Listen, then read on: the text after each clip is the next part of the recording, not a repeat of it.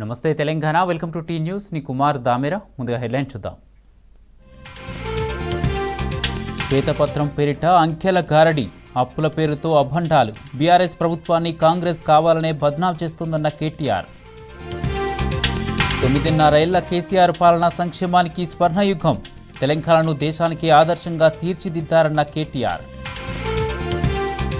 పట్టించుకొని ప్రజా దర్బార్, అండగా నిలిచిన కేటీఆర్. నిరుపేద మహిళకు 1,00,000 సాయం అందించిన బీఆర్ఎస్ వర్కింగ్ ప్రెసిడెంట్. ఈ నెల 28 నుంచి జనవరి 6 వరకు ప్రజాపాలన, 6 గ్యారంటీలకు దరఖాస్తుల స్వీకరణ. నారాయణపేట జిల్లాలో ఘోర రోడ్డు ప్రమాదం జరిగింది.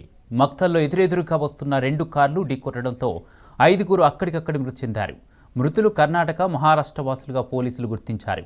కాగా మృతుల్లో 2 మహిళలు, 1 చిన్నారి ఉన్నారు.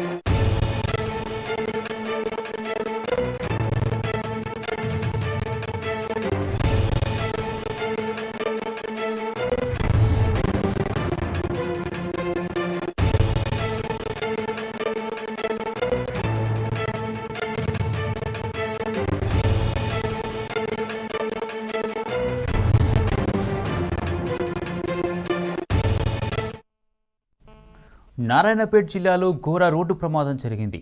మక్తాల్లో ఎదురెదురుగా వస్తున్న 2 కార్లు ఢీకొట్టడంతో 5గురు అక్కడికక్కడి మృతి చెందారు.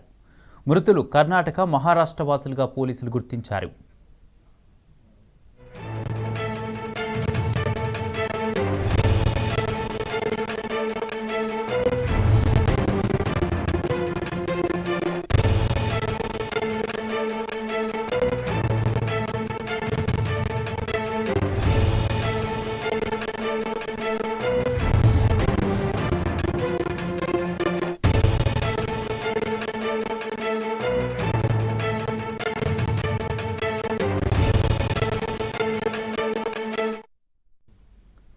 నారాయణపేట జిల్లాలో ఘోర రోడ్డు ప్రమాదం జరిగింది.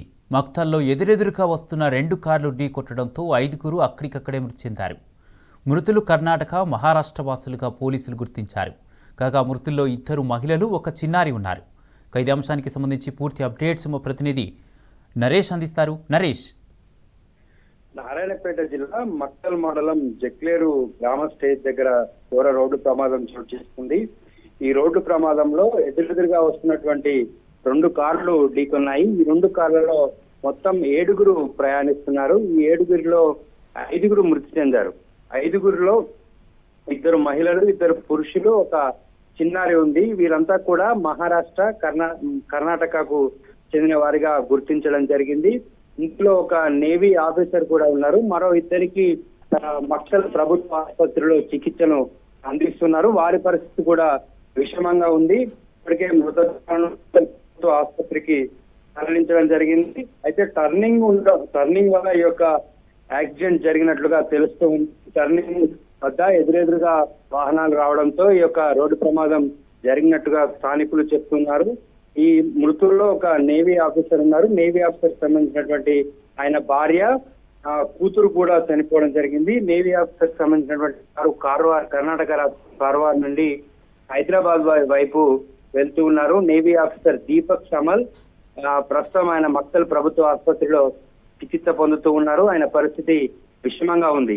ఈ ప్రమాదంలో ఆయన భార్య బ్రబిత, కూతురు అశ్విమిత్ మృతి చెందడం జరిగింది. మరో కారులో కర్ణాటక రాష్ట్రం సైదాపూర్ గ్రామం నుంచి సైదాపూర్ గ్రామానికి వెళ్తూ ఉన్నారు. దీంట్లో మౌలాలి, ఖలీల్, బసమ్మ అనేటువంటి ముగ్గురు చనిపోవడం జరిగింది. ఈ కారులో ఉన్నటువంటి ఇంకో వృద్ధుడు ఒక అతనికి మక్తల్ ప్రభుత్వ ఆసుపత్రిలో చికిత్సను అందిస్తున్నారు. మొత్తం కారులో 7 ప్రయాణిస్తున్నారు. 7లో 5 జరిగింది. మరో 2కి మక్తల్ ప్రభుత్వ ఆసుపత్రిలో చికిత్స అందిస్తున్నారు.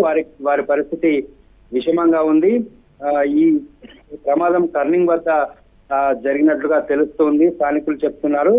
5 గంటల ప్రాంతంలో ఈ యొక్క రోడ్డు ప్రమాదం చోటు చేసుకుంది. ఇప్పటికే అక్కడ చేరుకున్నటువంటి పోలీసులు ఆ యొక్క మృతదేహాలని మక్తల్ ప్రభుత్వ ఆసుపత్రికి తరలించడం జరిగింది. దాంతో పాటు 2కి అక్కడ చికిత్సను అందిస్తూ ఉన్నారు. Right, thank you Naresh.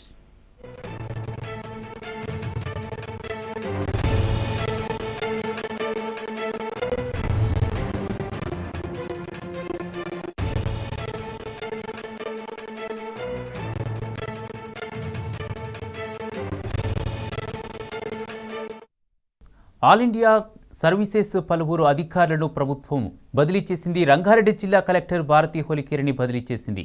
ఆమె స్థానంలో గౌతమ్ను నియమించింది. అటు ట్రాన్స్పోర్ట్ కమిషనర్గా జ్యోతి బుద్ధ ప్రకాష్ను నియమించింది. ఎక్సైజ్ అండ్ ప్రొహిబిషన్ కమిషనర్గా శ్రీధర్, ఇంటర్బోర్డ్ డైరెక్టర్గా శృతి హోసాను నియమించారు. అటు పౌర సరఫరాల శాఖ కమిషనర్గా దేవేంద్ర సింగ్ చౌహాన్, ట్రైబల్ వెల్ఫేర్ డైరెక్టర్గా నరసింహారెడ్డికి బాధ్యతలు అప్పగించారు.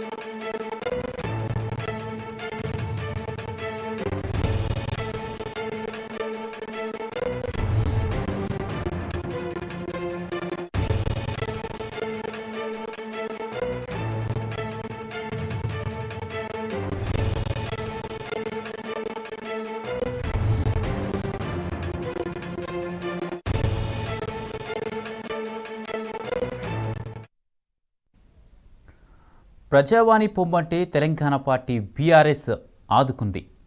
ఇల్లందుపట్నంలోని ఆజాద్ నగర్కు చెందిన అన్నపూర్ణకు బీఆర్ఎస్ వర్కింగ్ ప్రెసిడెంట్ కేటీఆర్ అండగా నిలిచారు.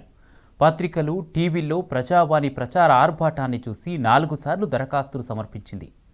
దరఖాస్తు తీసుకోవడం మినహా పరిష్కారంపై ఎలాంటి సమాచారము, స్పందన కానీ లేదని పేర్కొంది. తనకున్న ఆర్థిక కష్టాలు, పిల్లల చదువులు, దుర్భరమైన జీవితాన్ని వివరించిన ప్రజావాణిలో ఊరట దక్కలేదని అన్నపూర్ణ ఆవేదన వ్యక్తం చేసింది. 100 కిలోమీటర్లు ప్రయాణించి 4 సార్లు దరఖాస్తు చేసుకున్నా దయతరచలేదని వాపోయింది. ఇక అసెంబ్లీ వద్ద సీఎం రేవంత్ రెడ్డిని కలిసేందుకు రోజంతా కాపలా కాసినా అడ్డుకొని కలవనీయలేదని ఆవేదన వ్యక్తం చేసింది. దీంతో చివరి ప్రయత్నంగా తెలంగాణ భవన్కు వెళ్లి కేటీఆర్ను కలవాలని వచ్చారని తెలిపింది. తన సమస్యలు తెలుసుకున్న కేటీఆర్ వెంటనే ₹1,00,000 ఆర్థిక సాయం చేశారని సంతోషం వ్యక్తం చేసింది.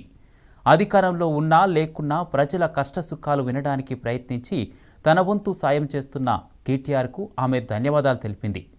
అన్నపూర్ణ బాధలు విన్న తర్వాత ఆమె కూతురు నర్సింగ్ చదువు కోసం ₹1,00,000 ఆర్థిక సహాయాన్ని కేటీఆర్ అందించారు. బంజారాహిల్స్లో ఉన్న తన ఇంటికి పిలిపించుకొని మరీ చెక్కు అందజేశారు.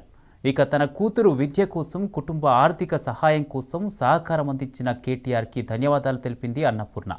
ప్రజల కష్టసుఖాలు వింటాము, అండగా నిలబడతామంటూ అధికారం అందిన వారం రోజుల పాటు హడావుడి చేసిన ప్రజావాణి కేవలం ప్రచారానికి మాత్రమే పరిమితమైనట్లు కనిపిస్తుందన్న ఆరోపణలు వినిపిస్తున్నాయి.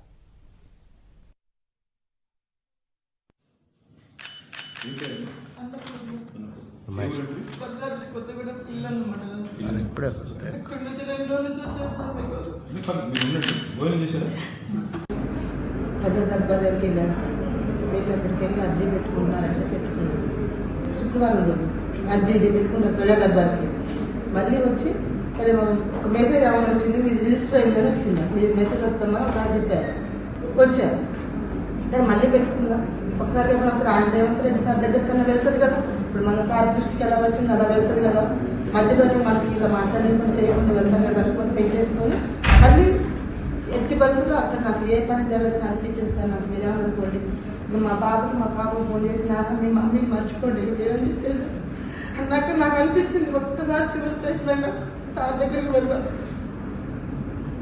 అక్కడ బస్ స్టాండ్లో కూర్చుంటే ఎవరు అన్నారు సార్, అమ్మ ఇంతమందిని కలిసాను అంటున్నాను, అక్కడికి వెళ్ళాను అంటున్నాను, ఒకసారి కేటీఆర్ సార్ని కలిసేవాళ్ళు, ఆయనకి చూడటమే తెలియదు మాకు. వాళ్ళంటే ఏం కదమ్మా వాళ్ళని కాదు ఉంటుంది వెళ్ళిట్లా అని చెప్పి బస్ ఎక్కని చెప్పంటే పంపిస్తే వచ్చాను సార్.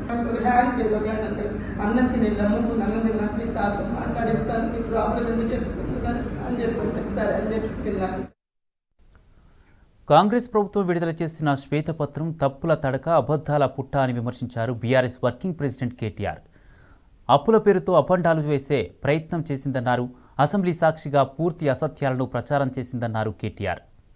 ఎఫ్ఆర్పిఎం పరిమితికి లోబడి బీఆర్ఎస్ ప్రభుత్వం తీసుకున్న అప్పు కేవలం 3,17,000 కోట్లు మాత్రమే అన్నారు. తెలంగాణ ప్రభుత్వం కొత్తగా కొలువుదీరిన తెలంగాణ ప్రభుత్వం ఒక తప్పుల తడక, ఒక అబద్ధాల పుట్టలాంటి శ్వేతపత్రం పేరిట ఒక అంకెల గారడీకి, అభాండాలకు తెరదీసింది. అప్పుల పేరుతో అభాండాలు వేసే ప్రయత్నం చేసింది. 6,71,000 కోట్ల అప్పులున్నాయి అని చెప్పి తప్పులు చెప్పింది ఈరోజు ప్రభుత్వం. అసెంబ్లీ సాక్షిగా, అత్యున్నత చట్టసభ సాక్షిగా పూర్తి స్థాయి సత్యదూరమైన మాటలకు తెరదీసింది ఈ ప్రభుత్వం. అందుకే వాళ్ళ డొల్లతనాన్ని, వాళ్ళ రాజకీయ దివాలా కోరుతనాన్ని వివరించడానికే ఈరోజు ఈ శ్వేతపత్రం. అప్పుల పేరుతో అభాండాలు వేసినారు, కానీ వాస్తవం ఏంటి అంటే ఈరోజు తెలంగాణ అప్పులు వాస్తవికంగా ఎంత, వాళ్ళు చెప్పిన లెక్క ప్రకారమే 3 లక్షల, వాళ్ళ శ్వేతపత్రంలో చెప్పారు ఎఫ్ఆర్బిఎం పరిమితిలో ఉన్న అప్పులు కేవలం 3,89,673 కోట్లు. అందులో వాళ్ళ ప్రభుత్వం మాకు ఇచ్చిపోయిన అప్పులు, పాత అప్పు ఆనాడు 2013-14లో వాళ్ళు దిగిపోయే నాటికి ఉన్న అప్పులు 72,658 కోట్లు. ఇక్కడ ఒక్క మాట కీలకం, దయచేసి మీరు దయచేసి నేను మిమ్మల్ని కోరేది, ఇక్కడ దయచేసి మీ అందరినీ కూడా ప్రార్థించేది, ఇక్కడ ఇంపార్టెంట్ పాయింట్ ఏంటంటే మాకు 2013-14లో ఇచ్చింది, వాళ్ళు ఇచ్చిపోయింది 72,658 కోట్లు. వాళ్ళు ఇచ్చిన శ్వేతపత్రం ప్రకారమే ఎఫ్ఆర్బిఎం పరిమితి లోపల మేము రాష్ట్ర ప్రభుత్వం తెచ్చిన అప్పులు 3,89,673 కోట్లు. అంటే మా ప్రభుత్వం గత 9.5 ఏళ్లలో చేసిన అప్పు ఎఫ్ఆర్బిఎం పరిమితి లోపల ఎంత అంటే 389 మైనస్ 72,658 తీసుకుంటే 3,17,015 కోట్లు మాత్రమే. కానీ దాని ఎంత బుకాయింపు అంటే ఈ 3,17,000 కోట్లను 6,71,000 కోట్లు అని చెప్పి వాళ్ళు ఇలా చిత్రీకరించే ప్రయత్నం చేస్తూ ఉన్నారు. ఇది ఎందుకు డొల్లా అని నేను అంటున్నా అంటే ఇందులో ప్రభుత్వ గ్యారంటీ ఉన్నాయి 1,27,208 కోట్లు ఉన్నాయి. స్పెషల్ పర్పస్ వెహికల్స్గా డైరెక్ట్గా హైపోతకేషన్తో, అంటే ఉదాహరణకి విద్యుత్ సంస్థలు ఉంటాయి, భద్రాద్రి అనే ప్రాజెక్టు కట్టాలా, యాదాద్రి అనే ప్రాజెక్టు కట్టాలా, భద్రాద్రి కట్టాలన్నా యాదాద్రి కట్టాలన్నా గవర్నమెంట్ గ్యారంటీ లేకుండానే సెల్ఫ్ హైపోతకేషన్, అంటే ఇప్పుడు ఎట్లాంటి ఉదాహరణకు మీరు కారు కొనుక్కుంటారు, కొన్ని కార్ల మీద చూస్తూ ఉంటారు మీరు తిరుగుతున్నప్పుడు, hypothecated to State Bank of India అని రాసి ఉంటుంది. అంటే ఏంటిది, మీరు కనుక ఆ అప్పు కట్టకపోతే బ్యాంకు వాళ్ళు ఆ ఆస్తిని తీసుకుపోతారు అని అర్థం, దానికి ఆడికాడికే సరిపోతుందని అర్థం. ప్రభుత్వ గ్యారంటీ ఉన్నవి 1,27,000 కోట్లు అయితే, ప్రభుత్వ హామీ లేని రుణాలు 59,000 కోట్లు అయితే, స్పెషల్ పర్పస్ వెహికల్స్ 1,18,557 కోట్లు అయితే, ఈ మూడింటిని కూడా కలిపి ఈ 389కి కలిపి మొత్తం 6,71,000 కోట్లుగా చూపెట్టే ప్రయత్నం, ఒక దివాలాకోరు ప్రయత్నం ఈ ప్రభుత్వం చేస్తూ ఉంది. నేను రాష్ట్ర ప్రజలకు చెప్పేది ఏమంటే, మేము మొన్న డిసెంబర్ 3 నాడు దిగిపోయే నాటికి రాష్ట్రం మీద ఉన్న మేము తీసుకొచ్చిన నిధుల కూర్పు మొత్తం కలిపితే కేవలం 3,17,015 కోట్లు మాత్రమే. వాళ్ళు చెప్తున్నట్టు 6,71,000 కోట్లు కాదు. ఇది శుద్ధ తప్పు, శుద్ధ అబద్ధం, ఇది అవాస్తవం. దయచేసి ప్రజలు గ్రహించాలని చెప్పి కూడా నేను కోరుతా ఉన్నా. ఇది ఎందుకు ఇంపార్టెంట్ అంటే, తమ సొంత పరపతితో కట్టుకునే అప్పు వివిధ సంస్థలు, అది విద్యుత్ సంస్థలు కావచ్చు, ఇంకో సంస్థ కావచ్చు, 3,05,179 కోట్లు సొంత పరపతితో కట్టుకునేది. ఇక్కడ ఇంకొక మాట కూడా నేను చెప్పాలి మీకు, ఈ ప్రభుత్వం ఎంత దివాలాకోరు ప్రభుత్వమో చెప్పడానికి నేను చెప్తా ఉన్నా. ఈ ప్రభుత్వం మొన్న సివిల్ సప్లైస్ కార్పొరేషన్లో 56,000 కోట్ల అప్పులు ఉన్నాయి చెప్పింది. 56,000 కోట్ల అప్పుల పాలైపోయింది సివిల్ సప్లైస్ కార్పొరేషన్ అని చెప్పినారు. ఇది ఈరోజు ఉదయం సివిల్ సప్లైస్ కార్పొరేషన్ వెబ్సైట్ నుంచి నేను తీసుకున్న సమాచారం. సివిల్ సప్లైస్ కార్పొరేషన్ ఏం చేస్తుందంటే తాత్కాలిక క్యాష్ క్రెడిట్ లిమిట్స్ తీసుకుంటుంది. ఎందుకంటే వాళ్ళు సేకరించేది ధాన్యం, ఆ ధాన్యాన్ని మళ్ళీ తిరిగి అమ్ముతారు, వచ్చిన పైసలు వచ్చినట్టు మళ్ళీ ఒక రొటేషన్ సిస్టంలో కట్టుకుంటూ పోతూ ఉంటారు. ఇవాళ ఉదయం సివిల్ సప్లైస్ కార్పొరేషన్ వెబ్సైట్ చూపెడుతున్న ప్రకారం వాళ్లకు ఈ రోజు ఈ నిమిషానికున్న క్యాష్ క్రెడిట్ లిమిట్ శాంక్షన్ 24,600 కోట్లు మాత్రమే. 4 రోజుల కింద ప్రభుత్వం చెప్పింది 56,000 కోట్ల అప్పులు ఉన్నాయి సివిల్ సప్లైస్ కార్పొరేషన్ కానీ వాస్తవ ముఖ చిత్రం ఏంటంటే అది క్యాష్ క్రెడిట్ లిమిట్స్. అవి అంటే ఇంకొక మాటలో ఇంకొక అడుగు ముందుకేసి చెప్పాలంటే, ప్రజలకు అర్థమయ్యేటట్టు చెప్పాలంటే, సివిల్ సప్లైస్ కార్పొరేషన్లో 56,000 కోట్ల అప్పు ఉందని ప్రభుత్వం చెప్తోంది. కానీ వాస్తవం ఏంది అంటే అదే సివిల్ సప్లైస్ కార్పొరేషన్ దగ్గర 30,000 కోట్ల విలువ చేసే ధాన్యం వాళ్ళ దగ్గర ఉంది. ఆ ధాన్యం అమ్మితే, ఆ స్టాక్ అమ్మితే 30,000 కోట్లు తిరిగి వెంటనే ప్రభుత్వానికి సివిల్ సప్లైస్ కార్పొరేషన్కి వస్తాయి. రెండవ మాట, ఆల్రెడీ అమ్మిన ధాన్యం ఫుడ్ కార్పొరేషన్ ఆఫ్ ఇండియా నుంచి రావాల్సిన పైసలు 16,000 కోట్లు ఉన్నాయి. ఆ రిసీవబుల్స్ని, ఈ స్టాక్స్ని రెండింటిని చూపకుండా, రెండింటి గురించి మాట్లాడకుండా 56,000 కోట్ల అప్పు అని దాన్ని కూడా ఇలా లోడ్ చేసిండ్రు. ఈ 6,71,000 కోట్లు అనే దానిలో దాన్ని కూడా మోపి లేని అప్పును ఉన్న అప్పుగా చూపెట్టి తిమ్మిని బమ్మిని చేసే ప్రయత్నం. రిసీవబుల్స్, స్టాక్స్ ఉన్నా, ఆస్తులున్నా వాటిని చూపెట్టకుండా దాచేసి మా మీద బట్టగాల్చి మీదేసే ప్రయత్నం ఏదైతే చేసినారో దానికి ఒక సివిల్ సప్లైస్ కార్పొరేషనే ఒక గొప్ప ఉదాహరణ. 24,600 కోట్ల cash credit sanction limit sanction అయి ఉన్నది. అది కూడా డైనమిక్గా ఎప్పటికప్పుడు మారుతుంది. రేపు మీరు చూస్తే స్టాక్ అమ్మిన అనుకోండి, ఇంకొన్ని డబ్బులు వస్తాయి కాబట్టి అది ఇంకా తగ్గుతుంది. రిసీవబుల్స్ వచ్చినాయనుకోండి, అది దాదాపు 10,000కో 5,000 కోట్లకో తగ్గిపోయే పరిస్థితి ఉంటుంది. ఇవి ఇప్పటి వరకు అప్డేట్స్. మరిన్ని అప్డేట్స్ కోసం చూస్తూనే ఉండండి టీ న్యూస్.